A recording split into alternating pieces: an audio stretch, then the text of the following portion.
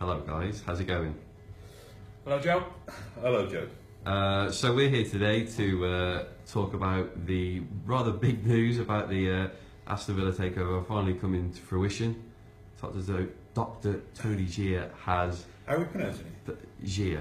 Gier. Yeah, Okay. that's just my own take on it. You might have different opinions. Yeah, they said something different on TalkSport this morning, but can't actually remember. I think it Well, was we will actually find that out for definite for you. Yeah. And obviously, before we meet the guy as well, it'd be nice to know his name correctly. Of course, yeah. Yeah, it's an interesting time. You know, this takeover has been talked about. I think Randy Lerner lost interest in Villa around the same time that there was the financial crash, and then Martin O'Neill walked out. So although the club has only publicly been up for sale, for a couple of years, I think it's safe to assume that it has actually been up for sale for longer than that. So this is the end of a long road, or the start of a new road. I find it. I'm glad there's a bit of closure on the Randy Lerner era, and I'm also. It's been funny because every time the takeover talk comes around May every year, there tends to be it's just a ruse to sell season tickets now. If this one is an elaborate ruse to sell season tickets, they've really gone to town on it. But exciting times, I think. Oh, you mentioned the Randy Lerner thing then about you would have liked to have seen it a long time ago.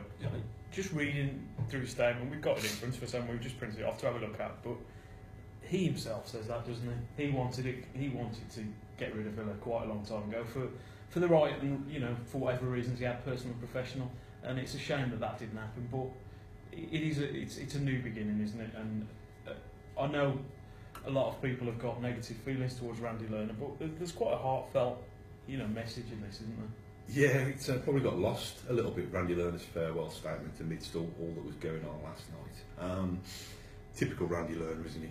It's kind of vague and ambiguous in parts. It's self-indulgent in other parts. But I think the overriding message is one of sadness, really. I think it's to me it just comes across that Randy Lerner realises that he's no longer relevant, and that his time here he's done, and he's. I don't know. I think hopefully time will be a bit kinder to Randy Lerner, and we'll remember. Obviously we'll. It goes without saying that we can't forget the shambles that's become of the football side of things. But hopefully his legacy will also include some of the fantastic facilities at Villa Park and Bodymore. The Acorns sponsorship deal, which was a really fantastic gesture. It's just sadness. It's just somebody who has been forced by circumstance to cling on too long after he should have gone. The club should have probably been publicly put up for sale the moment that Martin O'Neill walked out, while there was still some semblance of a club that was going places. The fact that the new man is coming in at a time when the club's kind of at such a low is a shame. It shouldn't have come to this. But cautious optimism, I think, is how I'd term it in terms of the new man at the helm and where Villa go from here. What you say about his feelings about the club and that. This one line just sings out to me, really.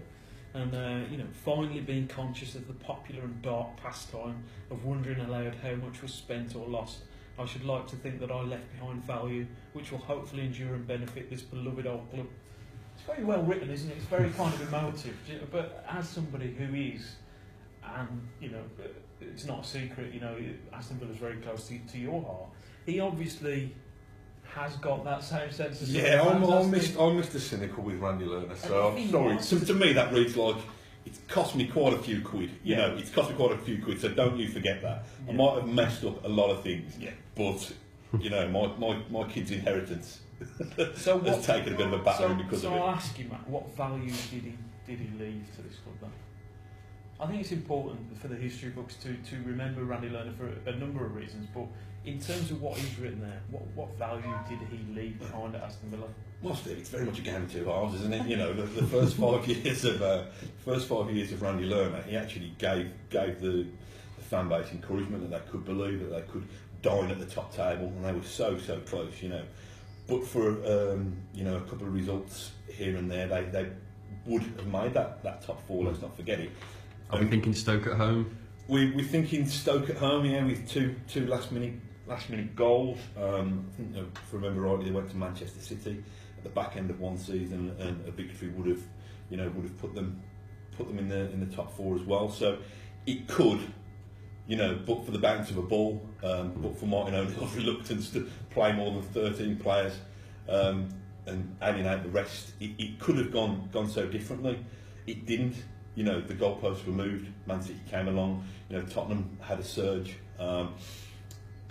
It didn't happen. Now, I think the good things that he's left is that the fact that the training ground is it really is a fantastic facility. He talks, doesn't he, about the Villa Park infrastructure, the Bodymore Heath infrastructure. I think he calls it the Holy Trinity, doesn't he? Yeah. The Villa Park being one, Bodymore being another, and the playing squad being the third one.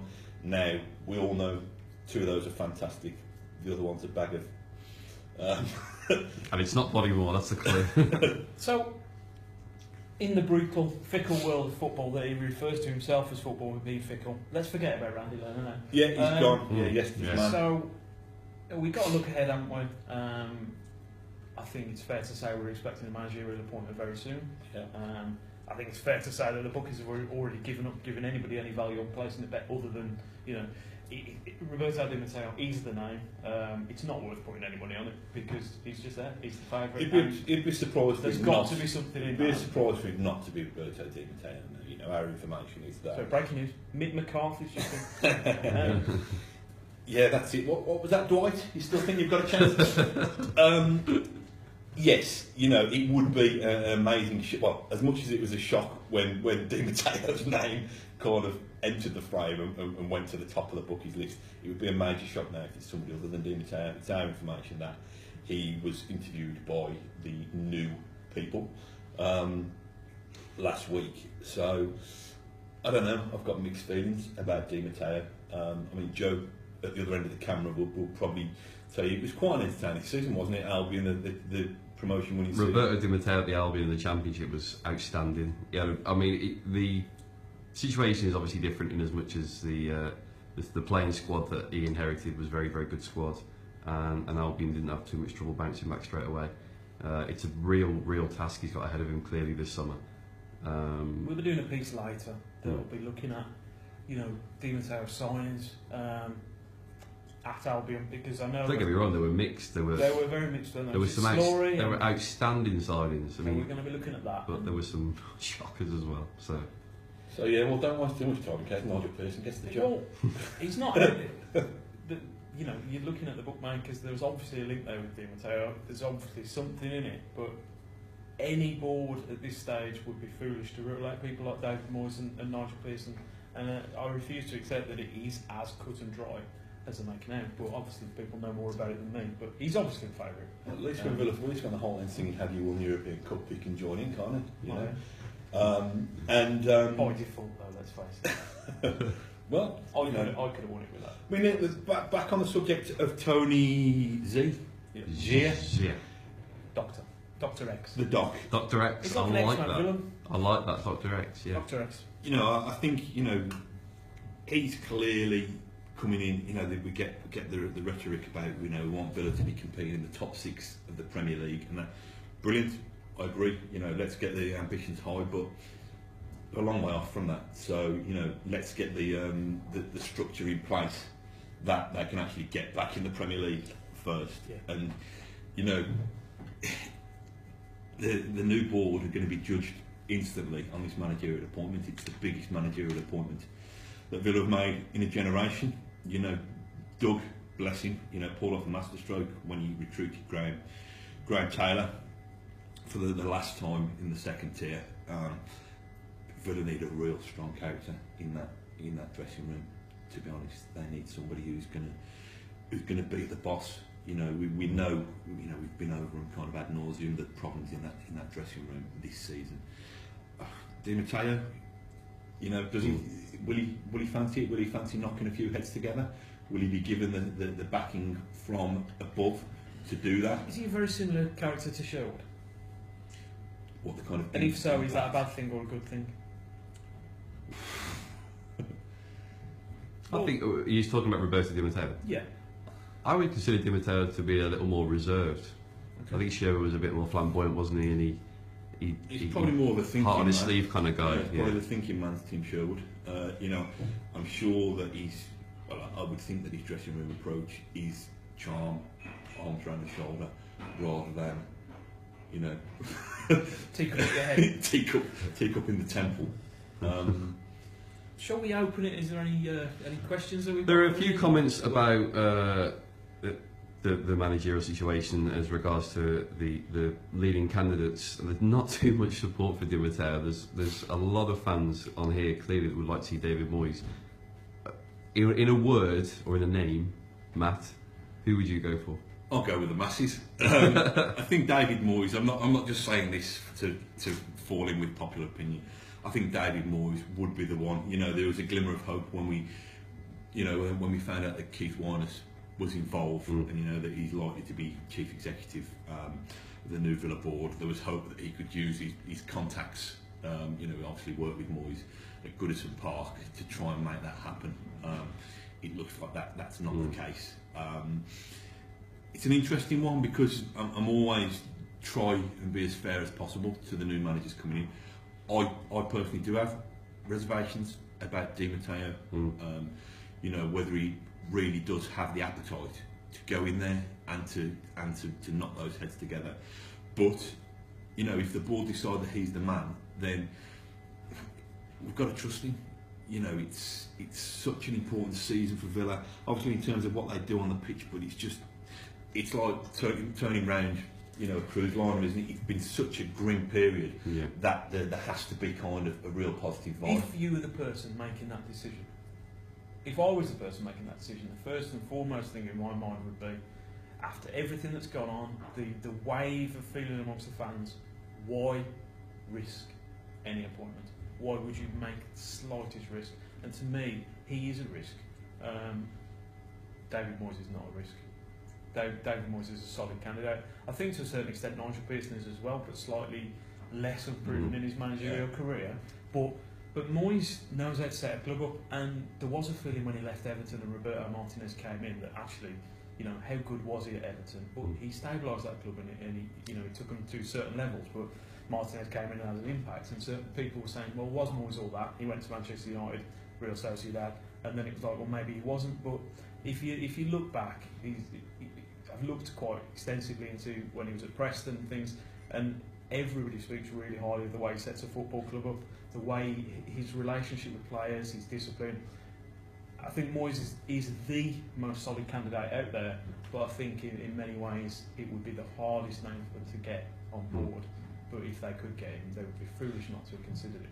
Well, one question asked. I think just why risk it? That's what I do. Yeah. Well, one question asked by Lee Wilkins is that he said that he would take Moyes, but on the question of stability, do you think it'd be a bit of a curveball? But would you consider Neil Warnock as regarding promotion and the track record he's got? I think he's happy on TalkSport, isn't he? Oh no, he's doing. He's not. He's just left Rotherham. He's just left Rotherham. I don't think. I think Villa would be silly not to plan for long term. They need a manager who's good at the Championship. But then this is what they set out, you know, an English manager, Championship experience, Premier League experience. I know Warnock's got a bit of both, but he's got all of them. But he's not the answer to build Aston Villa in the Premier League. Certainly not for me. I don't think Warnock's the answer. Why do they need a short-term fix? They shouldn't be thinking short-term fixes. They need somebody who's going to build something. And Pearson, Moyes, they would build something. Robbie as well. But I can't see any value in Warnock. I just can't either. I just don't think he's a good fit for Aston Villa. You know, this is not supposed to be a character assassination of Neil Warnock, but Villa needs somebody who's going to carry themselves with class. You know, the fan base is, you know, so down that they need somebody who they can trust in, have faith in, and who's going to carry himself with class. And I don't think he's got the class, to be honest. I think it's a shame, actually, just going back to the joke about Mick McCarthy, but I think it's a shame that he never reached that next level in the Premier League, because in terms of having the class as an operator, he's second to none, and he's exactly the kind of character that Villa need, but too unproven at Premier League level to have been seriously considered, I think, which is a shame. But that's the kind of person they need, and I think you get an element of that with Pearson and Moyes. Di Matteo's just. You say it's risk. It's a risk, but you know it's a risk that could pay off spectacularly. Well, Who knows? You know, it's the main thing to consider is whoever comes in, they can't mess around with the playing staff. It's got to be a case of just clean brew. Just find that interesting, you know, to because obviously Villa are going to miss out on millions by relegation. How do they spend that parachute payment? Well, you know, I think half of it you'd spend. Ask me how. Go on, how would you spend it? I'll tell you what, my major. You'd take the missus out for a weekend. Yeah, probably a week in Florida actually. But if I was the Aston Villa manager, if I was the Aston Villa board, my main investment in the summer would be paying people off. You know, quite simply, paying people off, getting players in at a lower price to do a job in the Championship. They can do a job in the Championship, but they've got to be well scouted and have the potential to do well at the bridge as well.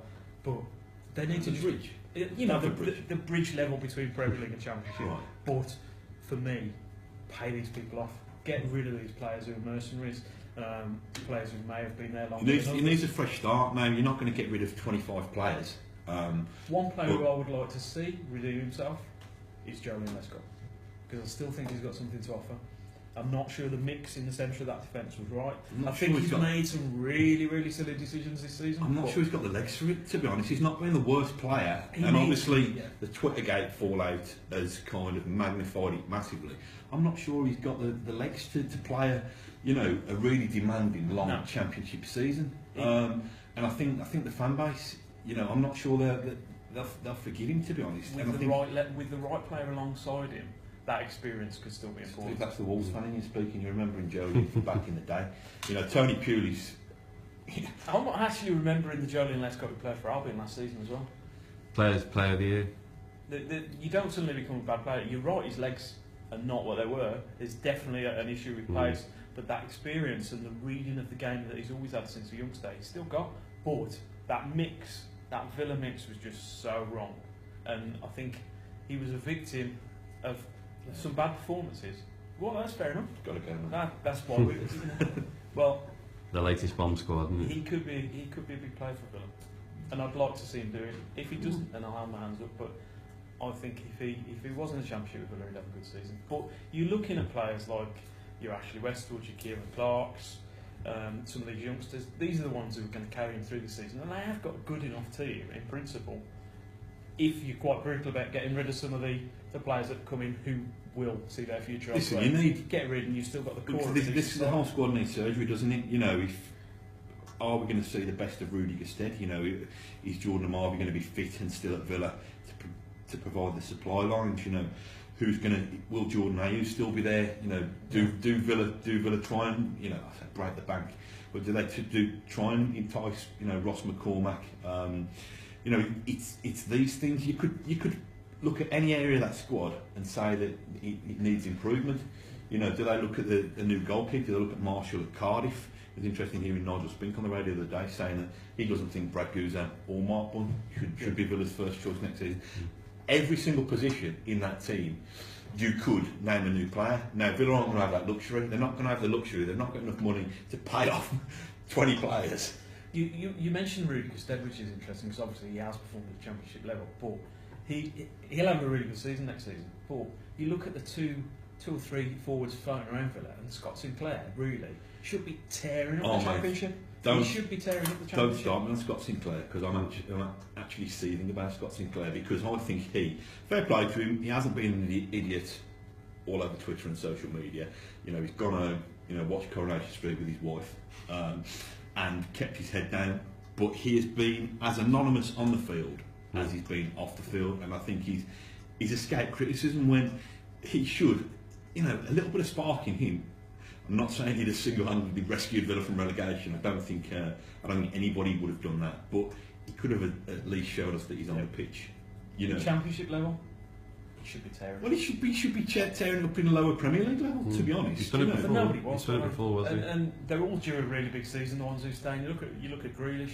you can't make any excuses for Grealish. I really hope he has a good few days with the England team and that, because that will do him well, because he needs to finish this season. Listen, he needs to be known as a footballer rather than a party boy, doesn't but he? At Really? Championship level, he needs to have a really impressive season for Villa, and I think there's every chance of that, but he's got to. And there's a number of players who are in the same boat, really, that if they perform, Villa will be fine. Yeah, I think Jack's an interesting one because, you know, he's still living off the past glories of that semi-final against Liverpool, to be honest. We've not, you know, he played well at the back end of last season, a couple of the Premier League games as well. But since then, what's he become known for? Yeah. He's become known for somebody who likes to go on the lash and somebody who spent a lot of the time injured. Now, you know, he's at the age now, he's 20. There's a lot of 20-year-olds who are first-team regulars now, you know, across all the divisions. So he's got the ability to be a first-team regular, to shine in that team. So if he's not shining in that team, there needs to be questions asked. You know, I don't think he's had the best role models alongside him. You know, if you look at the senior pros in that dressing room, they've not been setting the best of examples. But Jack's got to, you know, he's got to look at himself and think, what do I want to become? You know, he wants to be a Premier League player. Best way to do that, I still think, is for him to prove himself in the Championship with Aston Villa. Yeah. He is a Villa fan. You know, he's been a Villa fan for many years. I don't think he wants to leave Villa in a hurry, but equally he needs to get, you know, he needs to just let the quality that he's got shine through, because at the moment we're not seeing it. But if I was to ask you to name a list of players that you think would go, you could also name a list of players that you think could potentially have a really good season, the likes of Tona, Lydon, Grealish, Westwood, Sinclair, Gested. There is enough there to have a very good season. I mean, I'm probably at the risk of repeating myself, but I call them. I'm quite pleased